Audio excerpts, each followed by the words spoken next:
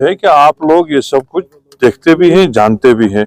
जब ऐसे वाक़ात होते हैं तो आप इलेक्टेड गवर्नमेंट के पास आते हैं और उनको जवाबदेह बनाते हैं। आपको ये समझना चाहिए कि ये सब सवालात आपको एलजी साहब से पूछने चाहिए थे कि जब सिक्योरिटी की रिव्यू मीटिंग होती है, जब सिक्योरिटी के मामलात तय करने होते हैं, तब इलेक्टेड गवर्नमेंट को तो कॉन्फिडेंस में नहीं लिया जाता है। अभी तो आपने देखा कल ही दिल्ली में जब मीटिंग हुई, चीफ मिनिस्टर साहब को तो उसमें मदऊ नहीं किया गया।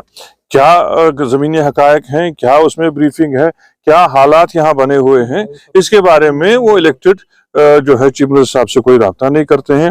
तो यही एक वजह है कि हम कहते हैं कि इस जम्मू कश्मीर रियासत को रियासत का दर्जा वापस मिलना चाहिए और इससे एक जो है यूनिफॉर्म एक्शन होगा इन सब चीजों पे और जवाबदेही भी उसी चीज की होगी।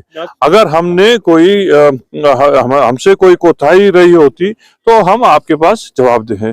जब हमको इस मामले में न सलाह मशवरे में हम शामिल हैं, न हम इसको डिसीजन मेकिंग में शामिल हैं, न इसको ग्राउंड पे अमलाने में हमारा कोई दस्तरस्त है, तो हम किस बात की जवाबदेही दें। हम फिर से यहाँ दोहराना चाहते हैं कि जम्मू कश्मीर के लिए रियासत का दर्जा बहुत जरूरी है। आप देखिए, एक तरफ से लॉ एंड ऑर्डर सिचुएशन की जो दावा कर रहे थे कि बिल्कुल जो सुकून हो गया है, सब कुछ ठीक है, तो उसके बरक्स ग्राउंड पे जो है हालात दिखते हैं। फिर पकड़ दकड़ की बात हो रही है। एलिनेट करके लोगों से जो है मामला हल नहीं होगा और इलेक्टेड गवर्नमेंट लोगों को एलिनेट नहीं करती है, लोगों को जोड़ने की कोशिश करती है।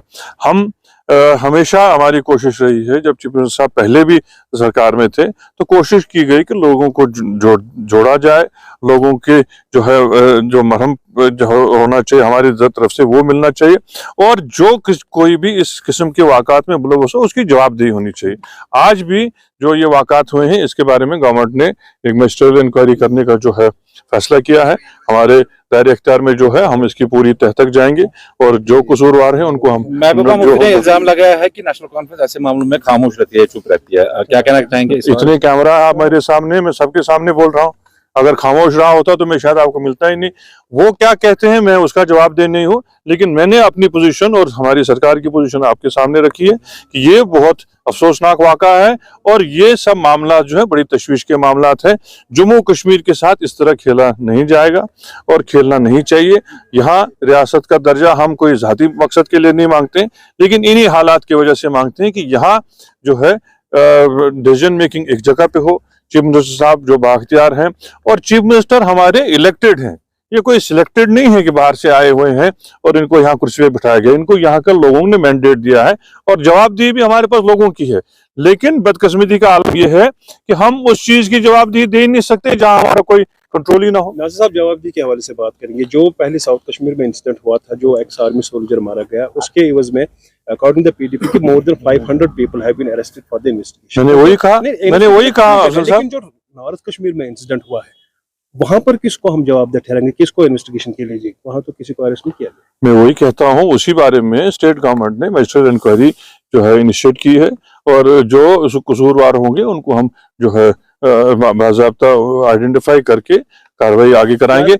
लेकिन मैं दोबारा ये कहूंगा अफजल साहब कि जैसे मैंने शुरू में भी कहा कि लोगों को पकड़ दकड़ करके, लोगों को एलिनेट करके मामले का हल नहीं होगा। ये किसी तरह से ऐसा भी नहीं लगना चाहिए कि हम लोग कवर अप करके खामखा लोगों को जो है मुश्किलात में डालें। क्या रेस्टोरेशन ऑफ स्टेटहुड इस बात की गारंटी होगी कि ऐसे इंसिडेंट्स नहीं होंगे? देखिए, सबसे बड़ी बात है कि जवाबदेही तो होगी। आप जो कहते हैं, आप पहले कयास आराई में जा रहे हैं कि क्या होगा क्या नहीं होगा। पहले भी जब रियासत थी तो एक ही जगह पे तो जवाबदेही थी। अगर मेरा कोई कसूर नहीं होगा तो मैं जवाबदेह भी नहीं बनूंगा ना। But opposition believes such type of incidents is the role of National Conference since 1931. Then let them keep discussing 1931. I am talking about the present situation. The situation is not so good and it is not within our control.